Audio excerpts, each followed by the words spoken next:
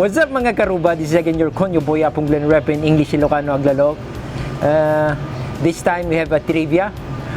The trivia would be Tanok Festival of Festivals. Alam nyo ba na it should be 10 years now kasi nagsimula ang Tanok Festival noong November 2011 and parang natapos yata noong 2019 kasi nag-pandemic noong 2020 and 2021 hanggang ngayon hindi pa nangyayari, pero this time I will give you a trivia about the festival. Okay? Tanok ni Ilocano Festival of Festivals was held in November 2011 as a way for Ilocanos to celebrate and take pride in their stories, folklore, livelihoods, faith, traditions, and other aspects of culture unique to each town of Ilocos Norte. So we have 21 municipalities and 2 cities that they showcase their unique culture and tradition.